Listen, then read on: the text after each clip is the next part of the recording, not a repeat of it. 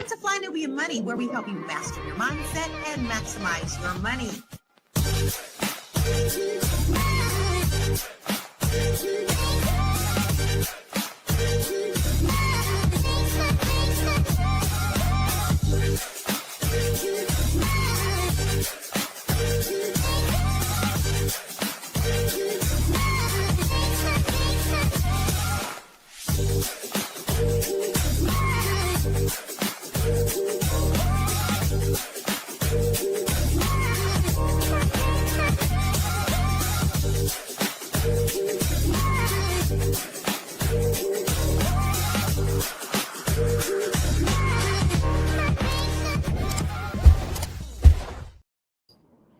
Okay, new intro. Come on through. I see you, Fly Nubian Money. Okay, I was hyped. That was the first time I seen the new intro on today in the chat. Show some love for the new intro. You know it was fly. I know you know it was fly. That was dope. I can't remember if Joe was on the last one, but he was on this one for sure. I synced him. He's doing his little tie. Dr. Sabrina's on there. Hey, Dr. Alicia. Welcome to today's episode of Fly Nubian Money, where we help you master your mindset and maximize your money. Today, we are discussing two viral stories. The first is about how holding on to valuable assets can create tension. Actually, both of them are about holding on to valuable assets and how they can create tension, whether that's something physical or something financial. The second explores how financial secrecy threatens the foundation of trust and relationships, but they both basically do that. I don't know if you guys have seen this, but there is a woman who has hid $47,000 from her husband while he worked two jobs. With these stories, the second one is we're discussing a man who refuses to sell his $2.5 million comic book collection that he inherited from his father, all while his wife is struggling financially. Is he holding on to a family legacy, or is he being selfish? Would these stories be examples of financial infidelity and betrayal? We're going to unpack all of this today and more. But first, I want to introduce the best panel in the world. We have our king back today. Is today your first day back? Have you been back since today? Oh, man. I'm pretty much on every week, but just, and I haven't seen you in a while. So I say we got our king back. But we have we have Joe Corley with us on today. Real You Consulting, therapist, homeboy, friend, husband, all the things, father. We have Dr. Sabrina. Dr. Sabrina, what do you do? I'm an educator, author, and investor. Thank you, man. Thank you kindly. And we have Dr. Alicia, who is also a therapist, professor, wife extraordinaire. And I am Dr. LaNee Javet. Welcome into the room, chat. Welcome into the room. I can see already y'all are excited. Already you're excited. We got comments in here. Somebody already said, this is no surprise. And it's how women get down. Hold your horses. Hold on. Women aren't the only ones that do it. First of all. Second one says, I'm sure this panel is going to justify why she was right to do so. You don't even know what we're going to say yet. But I'm glad that you guys are tuned in and you're already leaving comments, because this is going to be a good conversation. Let's watch the video. And then I'm going to get some, we're going to do a little round robin and see what you guys think about the video. First off, around the $47,000. Let's go to that video and then we'll be right back. Am I the asshole for not giving my husband my escape money when I saw that we were financially struggling? I'm a 34-year-old female, have recently ran into a situation with my husband, who's a 37-year-old male, and I'm curious about if I am the asshole here or not. So me and my husband have been together for 8 years, married for 7. When I got married, my mother came to me privately and talked about setting aside money as a rainy day escape fund if worse came to worse. My husband has never showed any signs of being dangerous and rarely even gets upset. But the way my mother talked about it, it seemed like a no-brainer to have. When me and my husband, I really don't like that. When my husband and I got together, we agreed I would be a stay-at-home wife. We are both child-free, so that was never a concern. My husband made a comfortable mid-six-figure salary. All was good until about 2 years ago. He was injured at work in a near-fatal accident. Between hospital bills and a lawsuit that we lost that ate up nearly all of our savings, I took a part-time job while my husband was recovering. But when he fully recovered, we transitioned back into me being unemployed, as my husband insisted that it was his role to provide. He currently is working 2 full-time jobs and Ubers on his off days to keep us afloat. Here is where I might be the asshole. I do all of the expense management and have continued to put money into my escape account, although I significantly decreased from $750 a month to just $200 a month. My husband came home exhausted one night and asked about downsizing because the stress of work was going to kill him. I told him downsizing would not be an option as I had spent many years making our house a home and offered to go back to work. He tried to be nice, but basically told me that me going back to work wouldn't make enough. After an argument, my husband went through our finances to see where we could cut back. He was confused when he saw that I had regular occurring withdrawals leading back years and asked me about it. I broke down and revealed my money to him. My money. Which now sits at about $47,000. After I told him all this, he just broke down sobbing. His point of view is that I treated him like a predator and hid money from him for years, even when he was at his lowest. I told him that the money was a precaution I would have taken with any partner and not specific to him. He left the house to stay with his brother and said, I heard him on every possible level, but my mom says this is exactly what the money is for and should bail now. I fucking hate him. That's messed up. I hate all. All right, so let's get into it. How would you feel if your partner was hiding a large saving account from you while you struggle financially? Oh my God, I don't even know where to begin with this one. It's not even hiding it. It's deciphering of the money first. But anyways, let's start with you, Joe. You're the man on the panel. How would you feel if your wife would have $47,000? First of all, it's called escape plan. Like I hate the name of that, right? Escape plan just in case. And y'all struggling. Even if you're not struggling, how would you just feel about it? Regardless if we're struggling or not, I will be very, very hurt. Whether I'd be angry or not, I don't know, depending on the dynamics of our relationship, but I would definitely be hurt. No way around it. All right. What about you, Dr. Sabrina? Well, as someone who has been married for almost 30 years, I guess the first thing that popped out in my mind is that word escape. It's like, why do you take a vow saying that this is something you're committed to doing for a lifetime if in the back of your mind, you're already planning a way to get out of it? So that for me was just kind of like a red flag. And I don't know. I have some definite feelings about that. I can't see that would be something that she could justify doing. I just, especially knowing that your family is struggling financially, this person is struggling and you're watching it. And all the while you are still remembering that you have your own personal objective. I take issue with that. And still putting money in the account. She said she lowered it from $750 to $200 to $250. So she didn't stop. She just lowered it. Dr. Alicia, how would you feel? How do you feel about this video? That's interesting. She lowered it. So that tells us that there was a little bit of guilt there. And it's how he discovered this. You know, he just happened to see it and like, where did this money come from? She was not being transparent.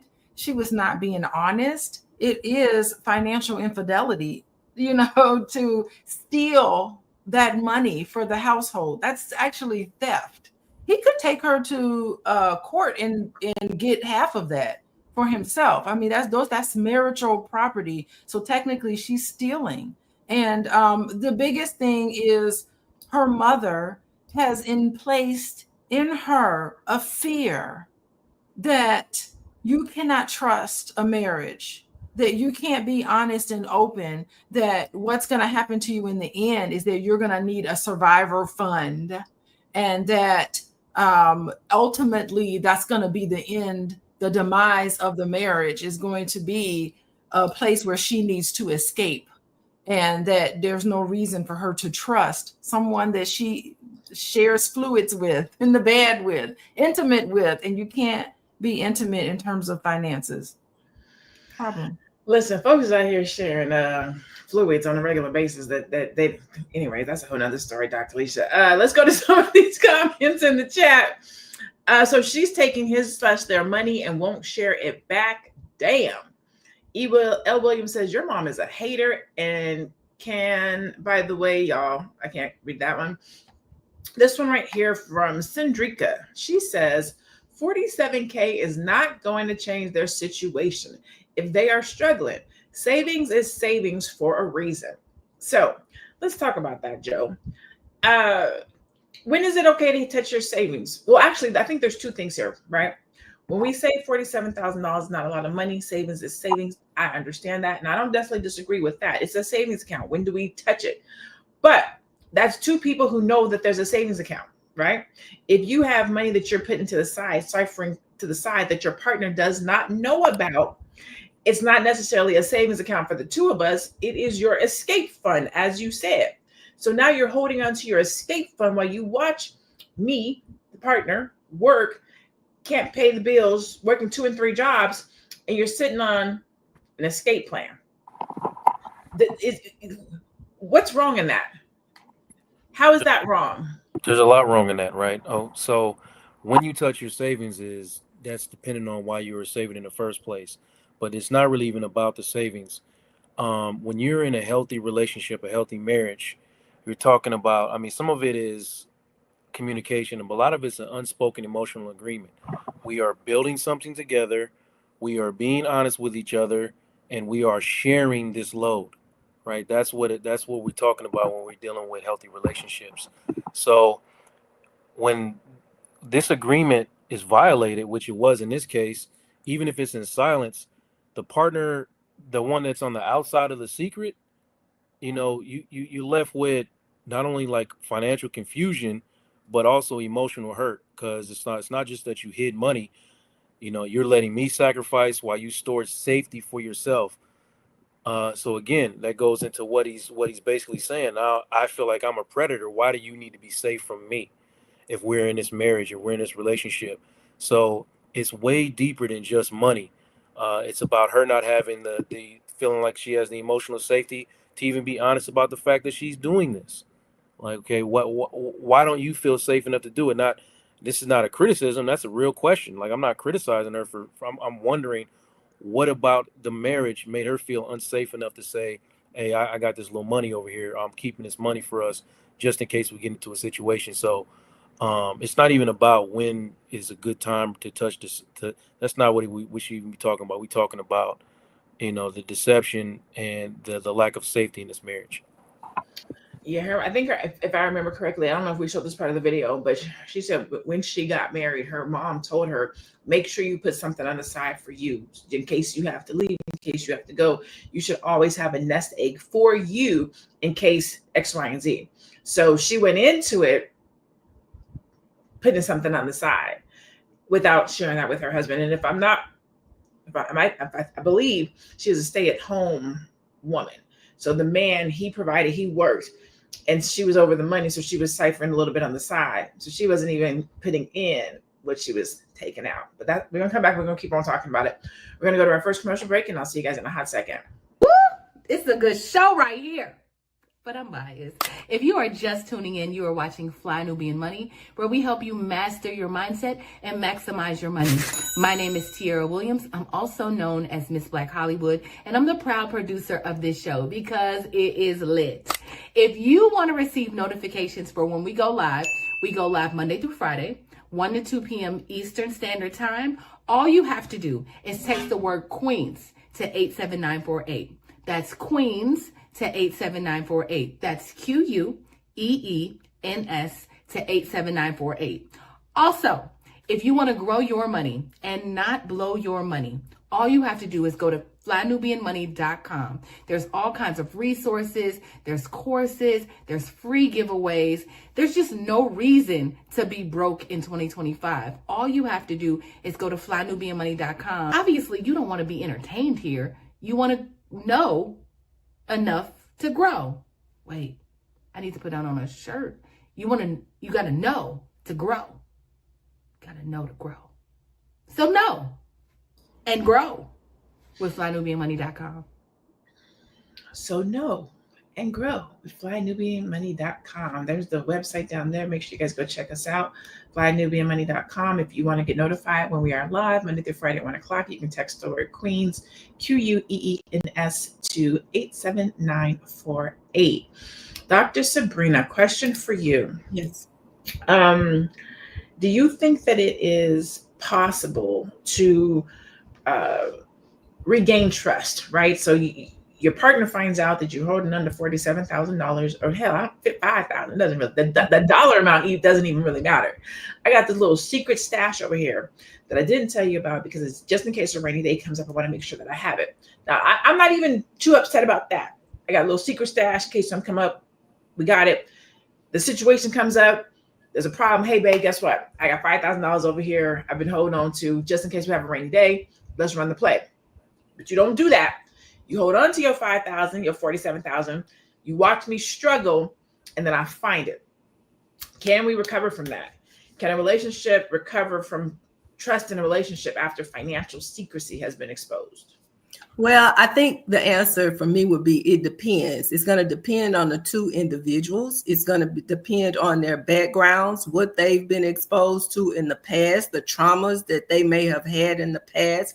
If you have people who have been violated, who have issues with trust, then maybe it cannot be restored. But I go back to, I'm going to piggyback off what Joe said. This is not about somebody having money stashed for us. This is about somebody who had money stashed for themselves. It wasn't about, okay, I found, this $47,000 and hey, although I'm angry with you because you didn't tell me about it, but hey, it comes through because we need it at this time. It was really about the fact that she thought so little of her marriage, the vows that she had taken with this individual. She thought so little of him that, as Joe said, she didn't feel secure enough to say, hey, I'm putting money aside, because it wasn't about them. It was about her.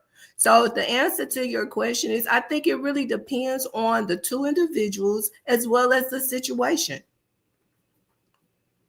That's actually really good. And I'm going to talk to Dr. Alicia, because Dr. Alicia is actually a couples coach. And I'm sure you have financial conversations with couples all the time. One might be a saver, one might be a spender. One might want to buy, the other one might want to save. And both parties have to feel good, have to feel comfortable. I'm trying to figure out which way I want to ask this question.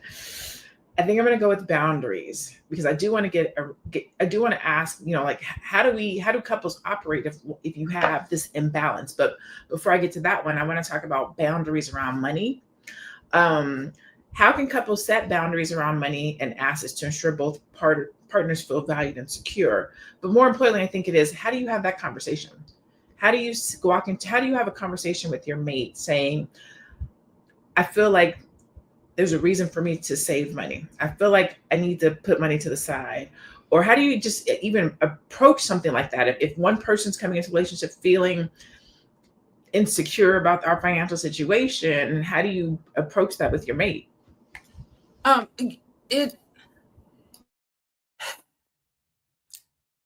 don't know if she fully realizes the reason why she felt the need to do that. People just get scared and then they go and behave a certain way.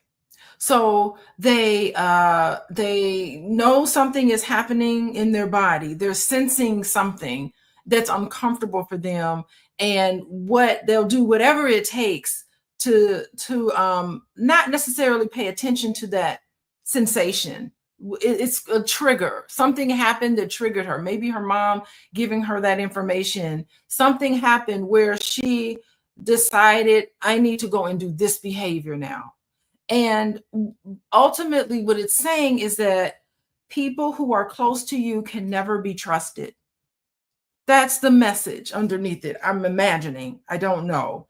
And, I work with couples like this. I feel like they need to have this conversation. And I always have hope that they can resolve everything. Even traumas can be resolved in an intimate relationship. So something was triggered in her, getting married, lowering your guard. People build up walls, and those walls are built up to protect themselves. She felt like being absolutely vulnerable with another person was scary to her. And she built up this wall of protection. And for her, it was this savings account, I'm imagining. So can you trust people who are close to you that you talk to every day? Maybe they did have a conversation with each other where they went over the budget and the finances, and she just wasn't transparent. Why was she untrustworthy? She herself was untrustworthy by hiding that money. Those are the type of questions that I would want to ask around boundaries. And where did that come from? There has to be a source from it. And those conversations can be very healing. It could be transformative, and couples on the other side of something like this could really grow closer together. I talked about this, I think it was last week. I just literally had an incident around financials with my significant, if you will. And I handled it completely wrong. It blew up in my face. And then I had to go back and be like, yo, let me tell you what was really going on, come clean. And he was like, I already knew that. But he was like, I'm glad you said something, because I did know that. He's like, I wasn't going to say anything. I was going to let it go. But since you brought it up, like, he was like, that helped. Like, it made it better. I appreciate that you communicated with me. Like, you just made our whole situation stronger by just saying what it was. But I had never been in a situation where I felt comfortable enough to divulge my personal financial situation with somebody before. So I think what you're talking about, Dr. Alicia, is super realistic. And sometimes we don't even know that we have those traumas and triggers until we get put in a situation to make a decision. And we'll be like, nah, I'm gonna go ahead and do this one instead. But it didn't work in the situation. Joe, how do you feel trauma or pride, I don't know which one it is, affects our financial choices and how we navigate them in relationship? Our brain is mainly designed to do one thing, and that's, well, many things, but one of the things it's designed to do is to protect us from our fears. And the way that it protects us sometimes is absent of logic. So fear oftentimes is going to trump logic, right? So this is what happened in this situation. The fears trump the logic, because it's not, it's just not about just healing from the financial betrayal and fixing the money. You got to repair trust. You got to rebuild emotional safety. And then the first thing the person has to do is the woman who hid the money, she's have to acknowledge that this is betrayal, without really justifying it, and just kind of accepting the fact that I did something that hurt my partner, and I have to resist as hard as it is to explain why I did it. And then once I do that, once I acknowledge this for my partner, if this is somebody that I want to be with, who I love, who I want to continue to do life with, then I got to start understanding how to create spaces for me to have hard conversations, because this was obviously a hard conversation. Anytime you're keeping something from your partner you don't feel safe enough to tell them, it's a hard conversation. So once that happens, then we can start to rebuild, some transparency. But like Dr. Alicia said, she has to understand for herself why she hid that money before she can even. That's how trauma affects things. A lot of times when you're in session with people, they don't even know and understand why they're doing certain things. They have no idea. So sometimes putting a mirror up to them and explaining to them and having them go through their story and getting an explanation for them to justify why they're doing certain behaviors can open their mind up to be like, oh, wow, this really wasn't what I was supposed to do. And this really wasn't what I was trying to do. I thought I was protecting myself, but in the midst of me trying to protect myself, I hurt my husband. So identifying the traumas for yourself and then being able to explain those to other people who are going to share and do life with you, that's how you rebuild and repair this situation. I like that. That's good. That's good. All right. We're going to keep this conversation going. If you're just tuning in, we are talking about the wife that hides $47K savings while her husband struggles with 2 jobs. In our second half, we're going to be talking about a man who has a $2.5 million comic collector's item, who is holding it hostage from his wife. The conversation is good today. Stay tuned. We're going to go to commercial and be right back. I know. You're busy, you got things to do, and you can't take us on the go with you every single day. Good news for you. We are now on Spotify. So if you can't watch us, now you can listen to us on Spotify. Search Fly Nubian Money and all the episodes shall appear. All you have to do is like, subscribe, leave a 5-star rating, leave some comments, tell people how you love us so that when other people come along and are looking for a great show to watch, they can find Fly Nubian Money too. One last thing, and just in case you've been sitting under a rock, Fly Nubian Money now has an investment club. We are the Fly Nubian Money Club. It's easy. All you have to do is go to flynubianmoneyclub.com, and I am committed to bringing in top experts from all industries to help you level up. They're teaching us the skills that we need to compete in this market. We often say that nobody is coming to save us, not the government, but guess what? We're coming to save us. I'm coming to save you with the Fly Nubian Money Club. So listen, all you have to do again is go to flynubianmoneyclub.com. We have a 30-day free trial set up just for you, just for those people that are struggling. Even if you ain't struggling, you ain't got to struggle. I'm coming. Okay, let me stop playing. I'll see you soon. I'll see you soon. Here we go. Thank you so much for tuning in. This is Fly Nubian Money. We're going to go to another video real quick, and then we're going to come back and continue this conversation with our queens and king. Should I ever disclose to my wife that we are secretly worth millions of dollars? Are you from another culture? I was born in Korea, but I was raised in San Jose. So you were raised by Korean parents that immigrated here? That is correct. Okay. And because in Anglo-America, what you just described, as you probably realize, is pretty whacked. That's why I immediately said, is there some kind of a cultural reason for this? Because it's very unusual. I work. My wife is a stay-at-home wife because that's just how we chose to. The thing is, I'm the saver and she's the spender.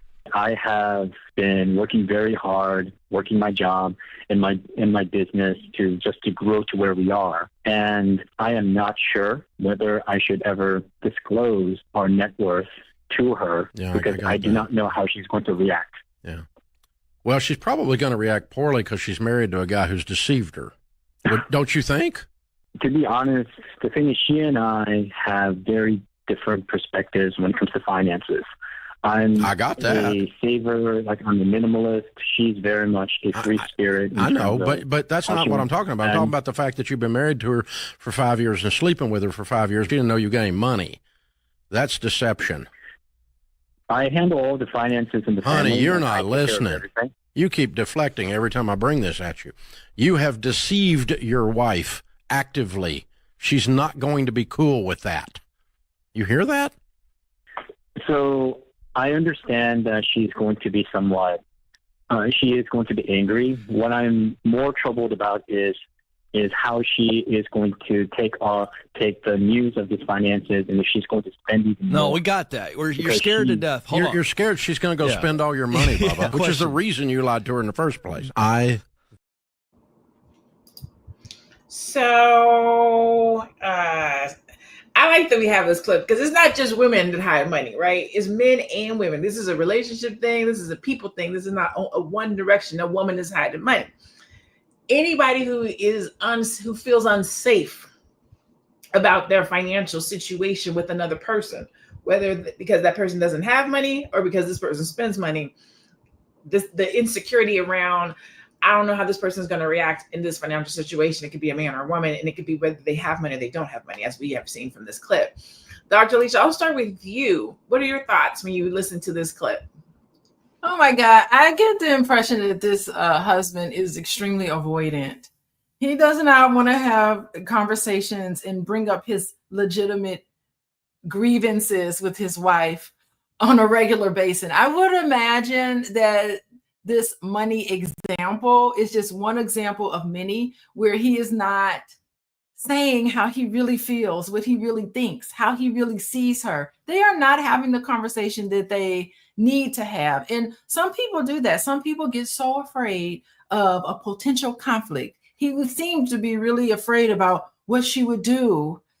He seems guilty that he was hiding or not telling her about the net worth, but it's really just because I'm imagining that he's just avoiding things altogether. He does not want to upset her. He doesn't want to let her know that he has concerns about her spending habits. And he wants her to be flexible and to compromise, which is important in relationships. So this man is avoiding having a potential conflictual interaction.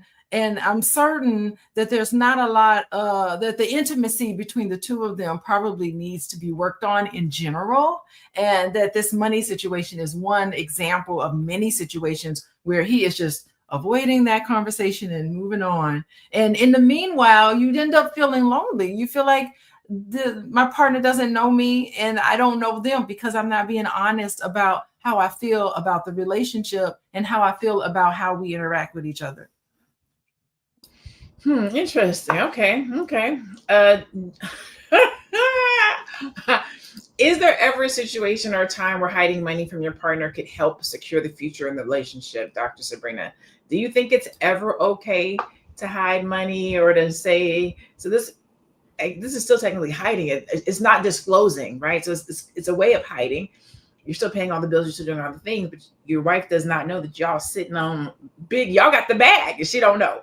Is there ever a reason to be like, nah, I ain't gonna tell her? So I'm going to take a different approach, Dr. Alicia, with this one. If you know, let's just say in that example, which is totally different from the first case, okay? In that example, he was building for them. It wasn't, this is my emergency $1 million over here. This is our money, even though I'm working and she's staying at home. But if you know your spouse, and sometimes, again, we know who struggles where when we're married, or at least we should know where the struggle is in our marriage when we are married to our partners, when we know them. If you know that your partner is not a good manager of money, then it may be legitimate for you to put some things in place to ensure that your family is building. Because the reality is everybody is not a good money manager. So if every couple went into it with that, that mindset that we both got to be here, everybody's not always there. So you may have one person that's the stronger money manager. You may have one person that's stronger at something else that they bring to the table. But I think to answer your question, I don't know. In that instance, if I know that my husband likes to go to the casino, then no, I'm not going to tell him that we sitting on $1 million. I'm sorry. I'm not hiding it for myself. It's for us, but what would that be doing for our marriage? If he knew and he knew where it was and he had access to this money, then what would we have? What would we have? I don't know. I just thought I'd throw out another perspective there. I was kind of thinking along that same line because we do know that women and men, vice versa, no shade, no tea to either one, are married to people who like to gamble. We know people who like to go to the track and they have a good marriage, but they also have a problem over here too, right?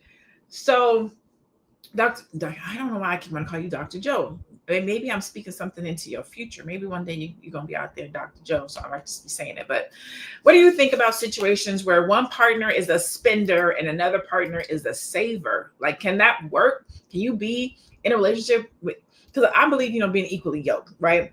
But I understand somebody wants to save, somebody wants to spend, somebody wants to invest, somebody wants to spend, but you still love this person. You still have a good relationship with this person, but you might have to just keep your coins over here so that they don't spend all the money, but the relationship is good. Is that possible? Can you run a relationship like that? If the communication has been that from the get-go, you can run a relationship like that. If I understand going into a situation that, hey, this person earns the money and this person spends the money and that's just the way we are, and we talked about that and I made an agreement to be that way, then yeah, I mean that's fine. But anytime where, look, in emotionally safe partnerships, people compromise, and this is a compromise. If it's a compromise, then that's what it is. But in emotionally fragile relationships, people control to avoid loss. And this is what happened here. This was not a compromise. This was somebody trying to control a situation, you know, because he was trying to avoid loss, which I understand in a way, but I also can acknowledge that this is not a healthy relationship. So when you say, hey, if I got to go do this, hide this money from my husband because I'm afraid he's going to lose it, you don't have a healthy relationship. And I can't tell you that you do. So he fears giving away this means losing a part of himself or losing control of the future. Fine, understood.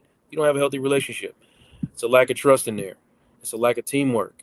So something needs to be done. The steps need to be taken in order to secure the marriage or the relationship. Something needs to happen. So, question. I know we're talking about money, but I'm going to change it up a little bit. Time, right? I am habitually not the timeliest person, but there are people who are more habitually not the timeliest person than me. So, for example, I might say, hey, we got to be there at 6:00, but my reservation is for 6:30. Is that not the same thing with money? Hey, we got 500, but we really got 5,000. I know you don't spend your money well, so I'm going to tell you we got 500 when we really got 5,000. The same way I know that you're not on time, so I'm going to tell you 6:00 when I know the reservation is at 6:30. Is that a difference? Is that not the same thing, Dr. Alicia? A better conversation would be, I have dinner reservations. They give you a 15-minute grace period. I feel scared because behaviors have been habitually late. And I feel scared that we're not going to make it because blah, blah, blah. You know, just say what you're thinking and how you're feeling. I'm nervous about making this reservation at 6:00 p.m. because you tend to be late. And then you can say, we have to leave by 5:30 to get there on time. If you're not ready by 5:30, it's okay. I'm going to leave and then you can come later. Like, let the consequences, play out. But you can still be honest about it. You can still say the reservation is made for 6:00. I'm leaving at this time to get there on time.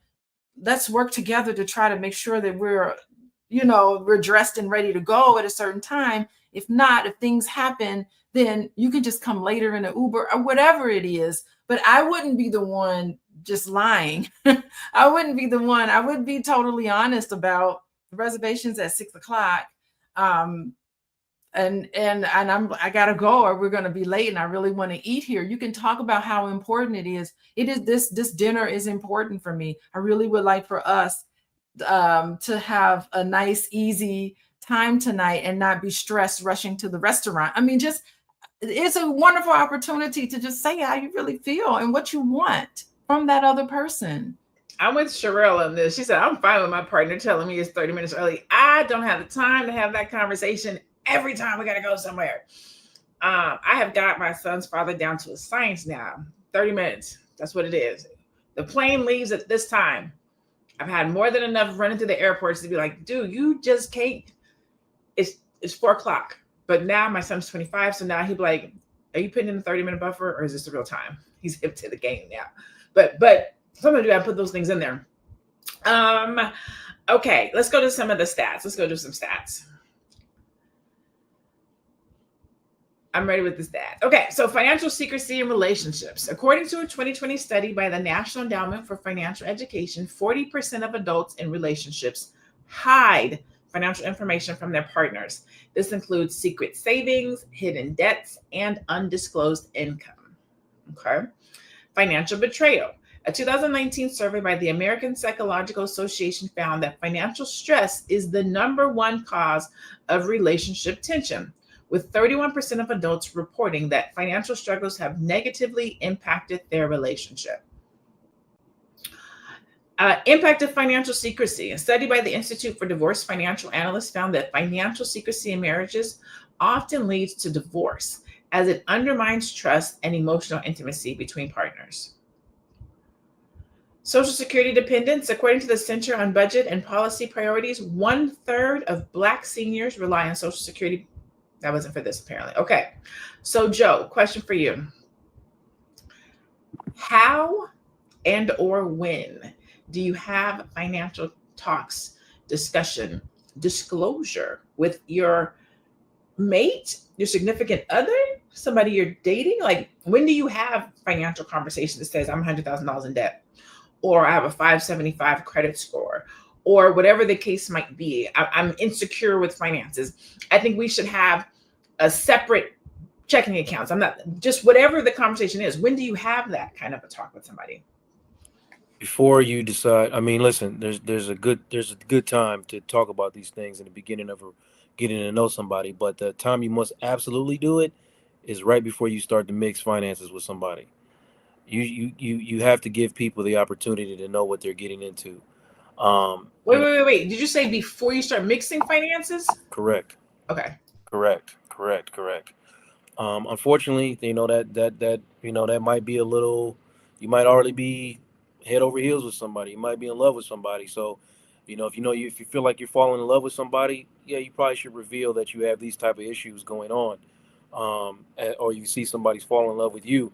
But you definitely got to do it before we start, making a financial marriage, because now your problems are my problems. Once we get married, your debt is my debt, and your money is our money. That's the way it's supposed to be, so you got to have these conversations early and understand what you guys' goals are, what the circumstances are that are going to be barriers for meeting those goals.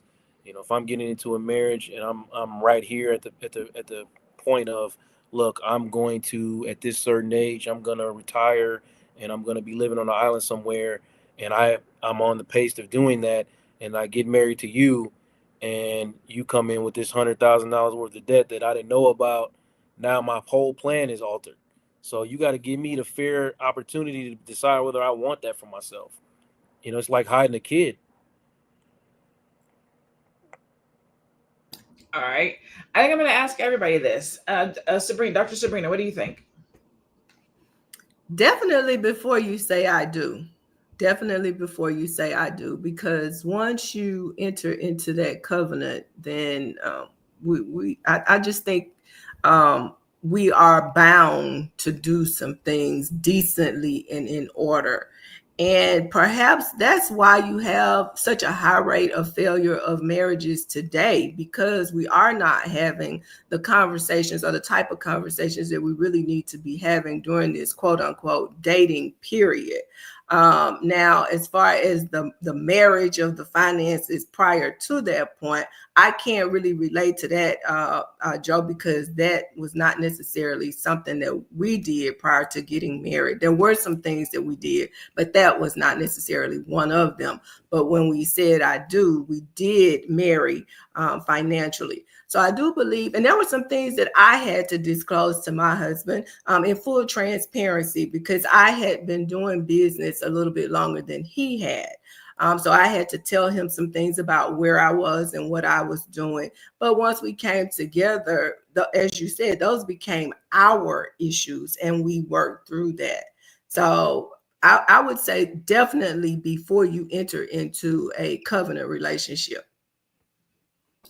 Okay. I'm going to go back further. Like, I think way before that, like in dating, like, because I need to know your financial situation to know if we can get any further. Like, that's, to me, it's not the first, second, or third day, but it's definitely within 6 months. Within 6 months, we should be talking about our finances, our financial goals. Are you a spender or a saver? To me, long before we even start trying to even have a conversation about I do or I don't. When I think about being equally yoked, that is a part of it. If I already know that financial tension, financial issues and problems are the number one reason for divorces and marital spats, let's talk about this right now. Are we financially compatible? Because love is beautiful, like is beautiful, but if we don't have this financial talk, we could love each other to death and still end up going two separate ways. Dr. Alicia, I'm gonna let you give us a short answer if you want to answer on this before we go to the next topic.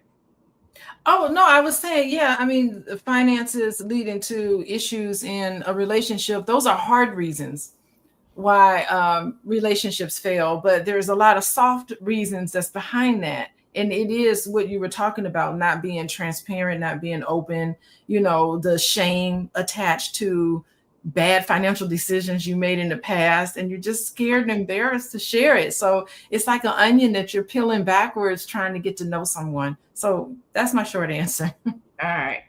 Our executive, I think we're going to a quick commercial, and then when we come back, we're gonna look at some comments, and then we're gonna start talking. We're gonna talk about the gentleman and his $2.5 million comic collection. Let's go. Are you a Black business owner looking to expand your reach? Well, has Fly Nubian Money got good news for you?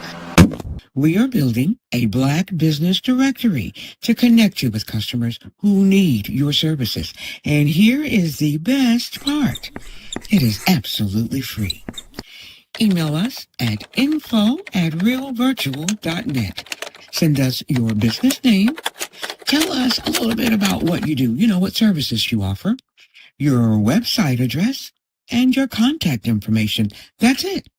Together, we are going to build and circulate the Black dollar. Get listed today and start connecting with people who are probably already looking for you. Folks is looking for you. Let's look at some comments, and then we're going to talk about this next topic real quick. Comments is coming. There we go. BS, that's what alimony is for. It sounds like he married the wrong woman. That's $47,000. Could definitely put them back on their feet. John Hope Bryant says she did behave like a predator, and her mother, the product of either an unhealthy or failed marriage, period. I will be doing something on this. Almost everyone on this panel got it 100% right. Okay. Bro was living like a villain. Tim says, I wonder how many females out here planning on marrying really have this mindset. Escape money is wild. So basically, she's been stealing his money and watching him struggle. I'm sorry, that's not love. Foreign princess, women like this make men fear marriage. And again, it's men and women. It's not one way. Let's look at the next video. This is a gentleman that's doing the same thing.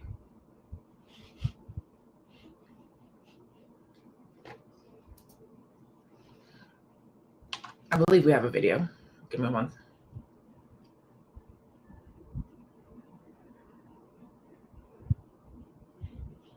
Marriage anniversary, sorry. She said life together is good, not perfect, but they make ends meet. They work hard. They have a modest lifestyle. They have 2 young children, ages 1 and 4. Recently, she discovered something that she describes as shocking. Her husband's card and comic book collection, something he's guarded since they met, is worth $2.5 million. He's been collecting for over 25 years, a passion he inherited from his late father, and he still holds on to some of his dad's collection. When she brought up selling it, thinking of all the ways they could improve their family's life, he refused, saying the collection isn't about money, but more so about emotional value. To him, it's a legacy he plans to pass down to their children. Now she's struggling with reality that they're sitting on a fortune, yet still living paycheck to paycheck. Should she accept his emotional attachment, or does he owe it to their family to cash in? What would you guys do? I don't know how I feel about that one. Dr. Sabrina, what are your thoughts when you hear that they're sitting on $2.5 million roughly, and he's like, "Nah, I'm holding on to it. I'm saving it." So when I first read that, I kind of felt one way, and then I started looking at it through both lenses. So while I can understand the wife's concern, I can also understand the husband's concern as well, looking at the future value and the worth of it. But my question would be then, why not do something to educate himself on how he can leverage what he has, as opposed to sitting on it and not, being able to reap any benefit from it. Another example would be, if it were not a comic book collection, let's say it was real estate. You had $2.5 million worth of real estate, and your family was struggling for whatever reason, I don't know why you would be, but if you had that kind of real estate and you were struggling, what would you do with that? You would find some way to leverage what you have to change your financial situation. So I guess that would be the question I have about that. Why not try to leverage the stamp collection, the comic book collection, I'm sorry, and use that money to improve the financial situation of the family?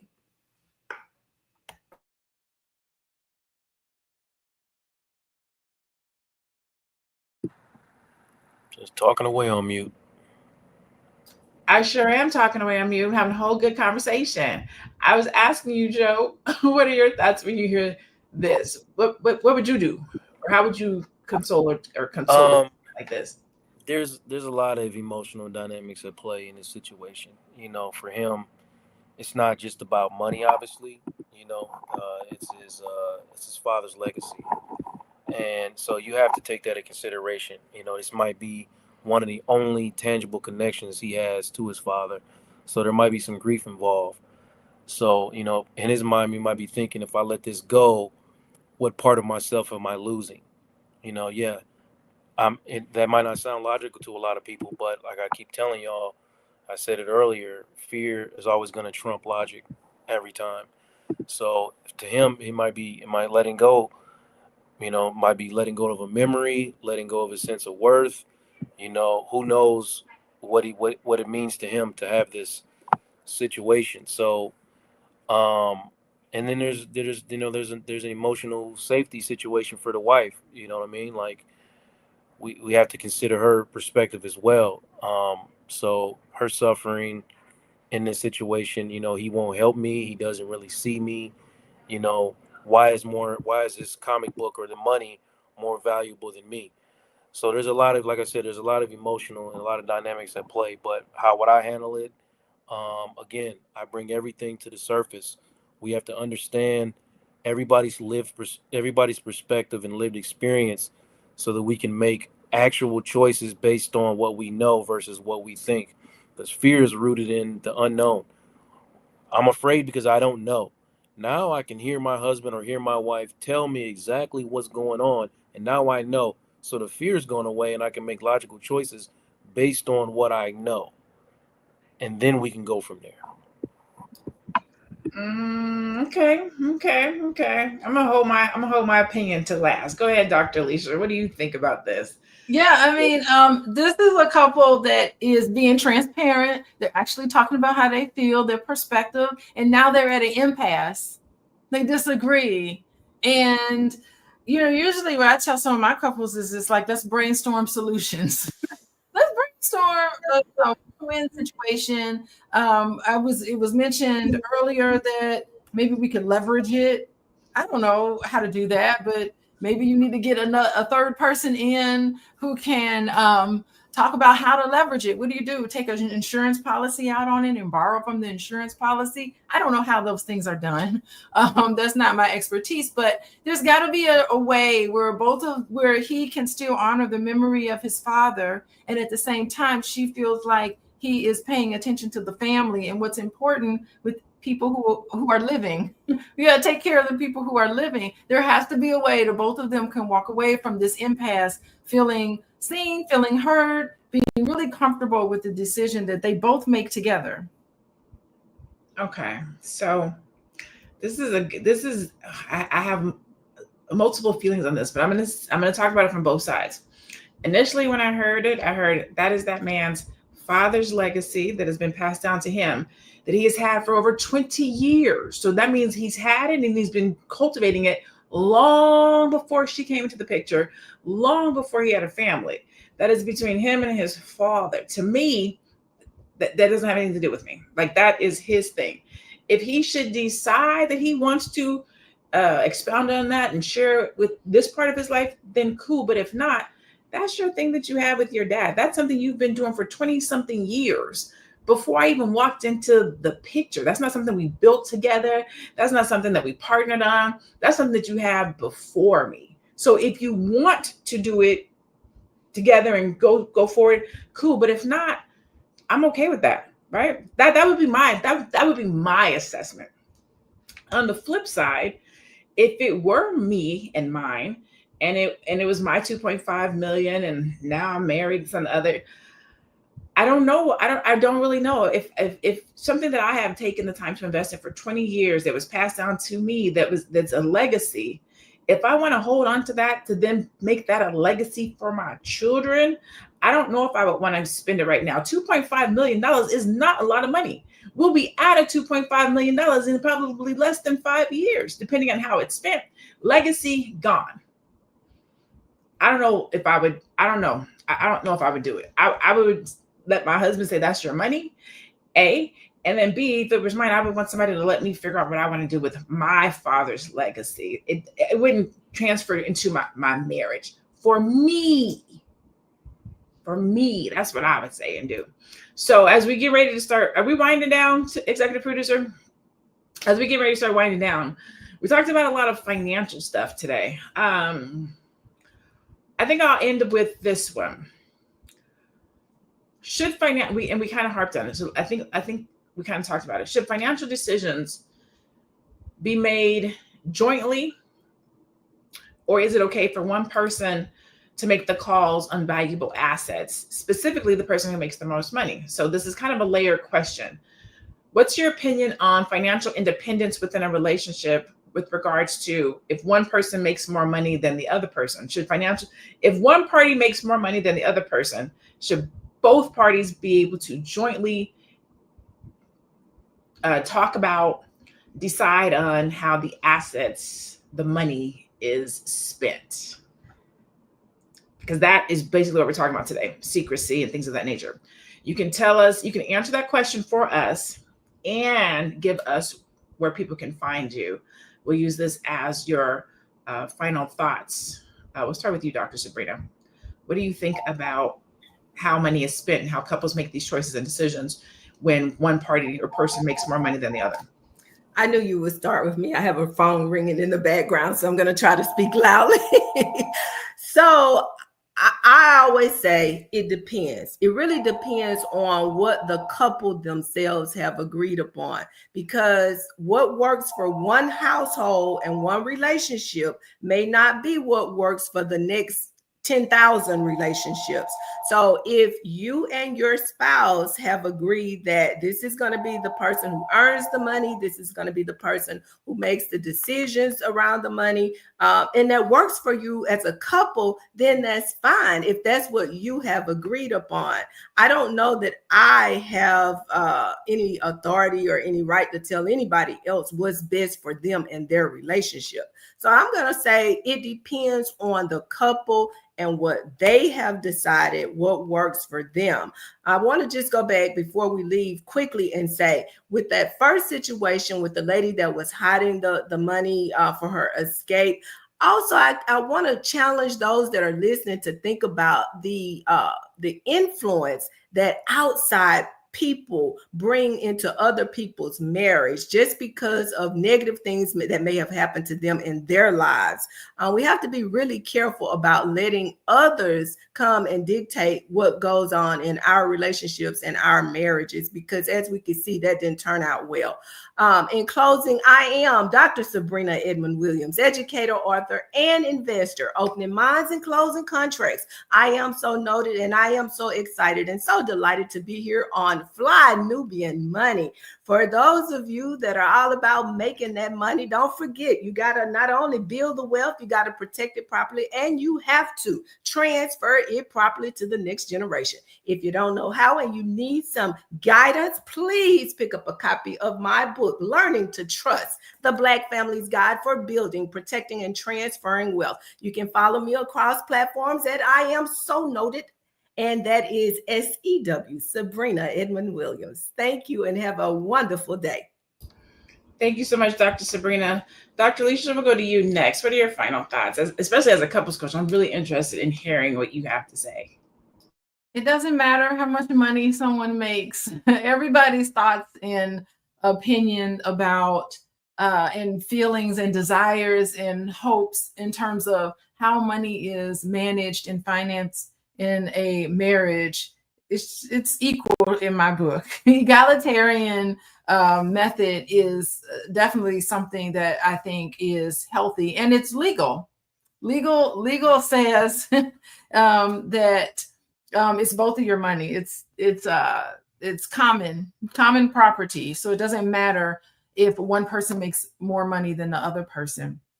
And to have conversations, both of us, my voice and your voice is just as important as another person's voice, and it doesn't matter how much money they're bringing into the marriage. I am Dr. Alicia. You can find me at Coaching with Dr. Alicia. I am on all platforms, Coaching with Dr. Alicia. Thank you, Dr. Alicia. Joe Corley, our king in the court. What are your final thoughts today? I think what Dr. Sabrina said in the beginning was correct. It's for each his own, right? But at the end of the day, we're not just talking about money. We're talking about communication. It's telling a story across this situation. Both of these situations that we talked about are rooted in betrayal. So they aren't just financial disagreements. This is about emotional safety, which is the goal for each couple. It should be for each person inside of a couple, emotional safety. And we can't make, transactions without those, whether they be with money or not. So every moment of mistrust is, it's an opportunity. If we look at it the way we're supposed to look at it, it's an opportunity for us to pause and unpack some trauma. And then, if we want to be with the person that we've chosen, then we can start again. We can build again on something, a stronger foundation.